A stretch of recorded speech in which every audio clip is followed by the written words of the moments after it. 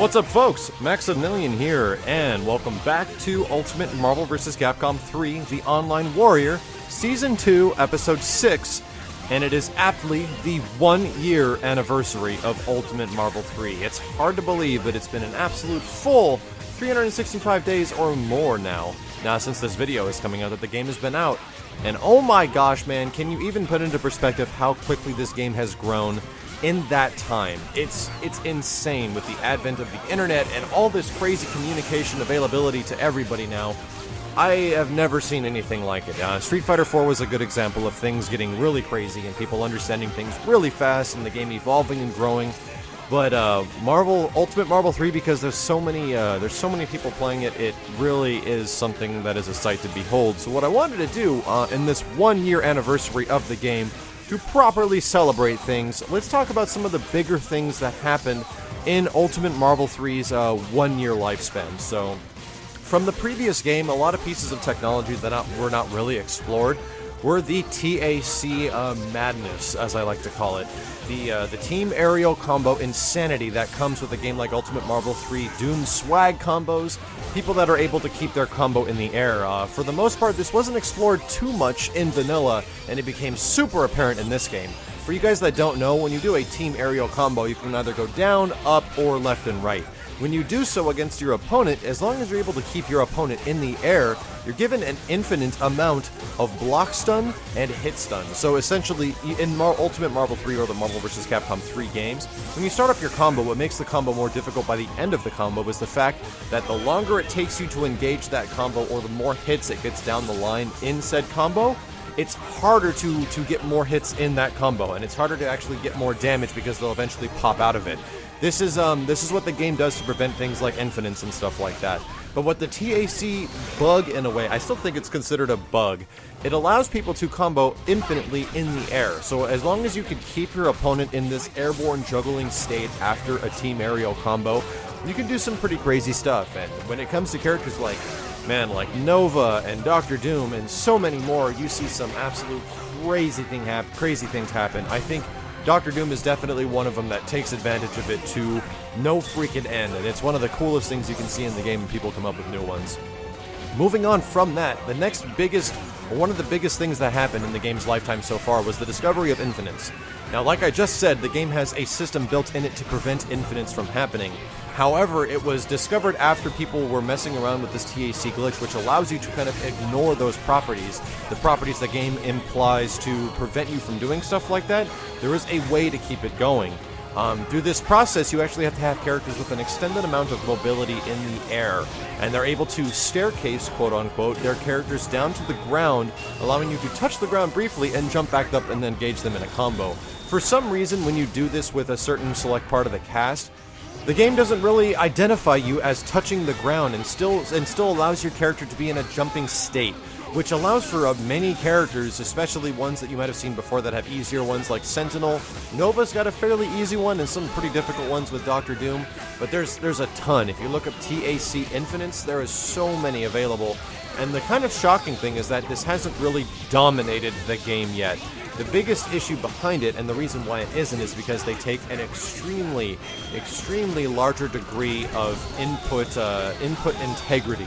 And for a lot of the players that might be playing in like high-level tournaments where a lot of stuff is on the line, it might not exactly be worth it to go for something like that unless you have absolutely no other options, you know what I mean?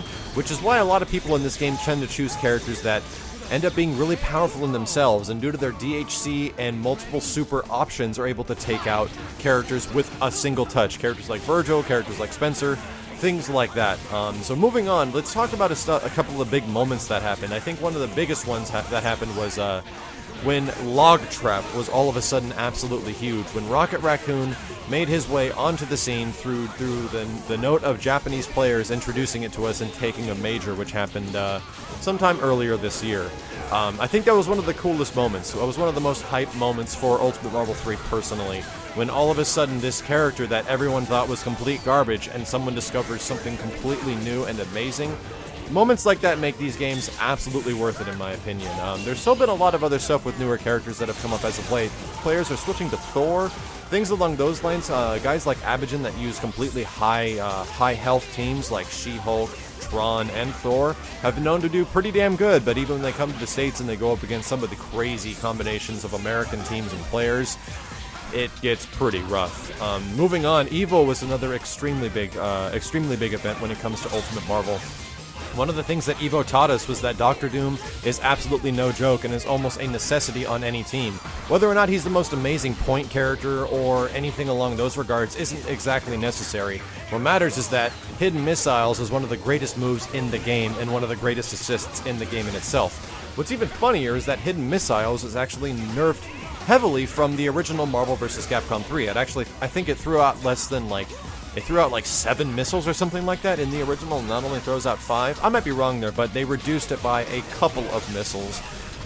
Regardless, Doom practically won EVO. In the hands of Filipino champion many players, Doom was on many teams, and almost always you saw Hidden Missiles being used, so it was one of those things where Doom became almost the necessary character, even though everyone thought that he was much better as a point character. Now it kind of seems that he's suiting his Marvel 2 background quite a bit, and everyone's using him as an assist, so interesting turn of events. Another interesting turn of event was one of the most powerful characters in the original Marvel 3 ended up being one of the greatest and most powerful ever in Ultimate, and everyone thought he would be absolutely amazing. Turns out he's still really good, but he might not be nearly as devastating as everyone thought he was when the game came out, and the character is Wesker. So when Wesker came out at the start, he was amazing in the first one, and then they gave him this thing where you take off his glasses, he gets percentage increases to damage, to speed, and he's practically like he's got X Factor level 4 running when he doesn't have his glasses on, and it's like, what the hell are you thinking, Capcom? Do you love your villains this much to give them such powerful options? And Wesker became one of the greatest characters in the game. For the first 2 months of Ultimate Marvel 3 coming out, and then quickly after that, you saw a lot of people stop using Wesker. I'm not talking about online play for the most part. Wesker's an extremely, extremely powerful online character because his combos work in an online environment. When it comes to a lot of the ways people play this game, especially Ultimate Marvel 3, things are going to change wildly when it comes to online play and offline play, because landing the stuff that people do offline can be nigh impossible in the lag-infested online mode that is Ultimate Marvel 3. I always condone people, like, you gotta keep playing the game, you get to learn matchups and stuff like that, but to be honest, I played Street Fighter 3 Third Strike on the original Xbox Live, on the first Xbox, and it was horrible. Absolutely horrible. However, it did teach me the game quite a bit, and when I played in an offline environment, it kind of like was taking off, the weights off your feet, and you feel like you can actually perform a lot better. But when it comes to Wesker, you still see him used quite a bit. He's still one of those main online characters because everything he does online can actually work most of the time. And you just don't see him in tournaments too often. Even the main Wesker player, the main dude who was a Wesker advocate in the original Marvel vs. Capcom 3, which was Viscant, has said that using that character isn't exactly the best option anymore. The biggest reason being is that he doesn't build nearly as much meter he had for his team before, which I believe was Wesker, Hagar, and Phoenix. That's what won EVO for him. Now, the big nerfs that came to Wesker as a result of that kind of nerfed his team completely, and he doesn't think Wesker is nearly as good as a character, even with the minor amount of buffs they gave him. But I kind of think Wesker fits really well on my team. When it comes to a Strider assist, Wesker, Strider, and Doom work so well together that I'm having a lot of fun, and even though a lot of people are kind of downplaying Wesker now, he's still an extremely effective character, especially in that online environment. Now, even though it's kind of like the downfall of Wesker from his original top-tier ridiculousness status, and he's still really top-tier, but when it comes to some other characters in this game, oh my god, let's talk about Virgil. The rise of Virgil in Ultimate Marvel 3. I remember the impressions of this character when it first came out. A lot of people were saying, I don't think he's going to be nearly as good as Dante. Everyone was really touting Dante, and Dante seemed like he even got better than he was in the original Marvel 3 when it came over to Ultimate. But nowadays, you don't see that many Dante players anymore. Dante's kind of like a specialist character now. Still, sure, he's still really good, and a lot of people still use him, but when it comes to higher level competitive play, and when it comes to like top tier status, guys, like you got to understand this. When people talk about high tiers, top tiers, low tiers, mid tiers, all these things, when these characters are put into this perspective, they pretty much come from the players that are the best with these characters. When these matchups are made, like this is a 7-3 matchup, this is a 5-5 matchup, that applies for guys that are the absolute best with those characters going up against somebody else who is the absolute best with a character, and they go 5-5. Or they go 6-4, you know, something like that. We actually get a deduction of what the character is like played at their maximum potential against somebody else who's playing at their maximum potential as well. When it comes to almost anybody else, the greater 99% of people that have been playing with the character casually or for a really long time but aren't really utilizing everything they have, all the options, all the specials, all the supers that make the character so good, then it doesn't really matter. At that point, the tier list doesn't matter. Sure, the character has some things about them that make them easier to use, they're easier to combo, they have great damage output. That is true, but when you get blown up by somebody who's a character specialist using like Tronbon or She-Hulk, or, you know, Rocket Raccoon to their maximum potential, it doesn't matter if you're using Wesker, if you're using Doom, Dormammu, Virgil, any of these dudes, you're gonna get freaking murdered. It's just the way it is. Ultimate Marvel 3 is one of the most random fighting games ever made, and anything can happen at any time. And that's kind of what makes it so much fun. If anything, I've kind of talked about this a while before, and I'll get into what happened to Virgil. Ultimate Marvel 3 lies as one of those games which tournament players, most of them hate. Like, a lot of people that are even really good at Ultimate Marvel 3 say they just hate the game. It's random, there's crazy, stupid crap everywhere. But they still play it. The audience and everybody that eventually plays Marvel 3 doesn't like to admit it, but the game is really fun. That's one of the biggest things to take from this past year of Marvel, is that when they have a game like this that gives you so many options, it's just insane to see all the stuff that people come up with on a daily basis. And it's even crazier to think that a game like Marvel vs. Capcom 2, with its huge, over like 55 character roster, all these options available, combo videos for absolute years after the game has come out, people still discovering things, and there was no way this was going to be topped. There was absolutely no way you're going to be able to design a fighting game that will top Marvel 2 as far as like the ingenuity, the team and character synergy, all the stuff that made Marvel 2 absolutely awesome. And believe it or not, I can't say as much for Marvel vs. Capcom 3, but I will definitely say so for Ultimate Marvel 3. This game actually did it. It's really crazy to think that that game is so... Marvel 2 is in such a high regard in fighting game history. No game should have ever been able to beat it, and in my opinion, over the past year that Ultimate Marvel 3 has been out, this game kind of has done it. It really allows people so many options, gives you the combination of characters and tactics and players and things that, like, if you practice this stuff, you might be able to use it once every, like, 50 games or something like that. But it's the combination of all these strategies and all this stuff that make Ultimate Marvel 3 so damn good.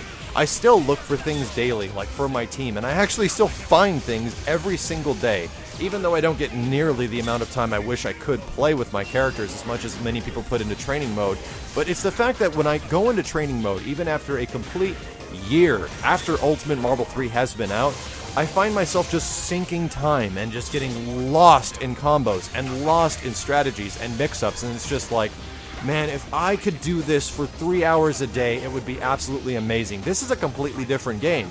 You can bundle a bow around training mode of Ultimate Marvel 3 and charge $20 for it on Xbox Live, and people would freaking buy it. The game has so much to it that I feel like training mode is a completely different game, and then applying that stuff in game is something completely different in itself. But talking about applying that stuff, yeah, dude, Virgil now is obviously one of the best characters in the game. Everyone knew he was going to be good at the start, but no one thought it'd be this crazy. When it comes to sword loops and options and potential and mix-ups and everything, Virgil kind of has it all, and what he doesn't have is a lot of health, so he dies in about one hit and one combo.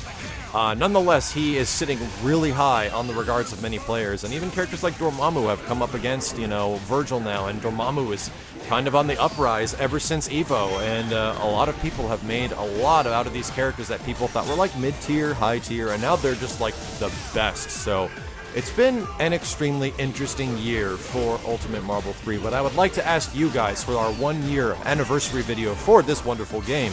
What was your personal favorite piece of technology, or crazy thing, or awesome moment that happened over the past year with Ultimate Marvel 3?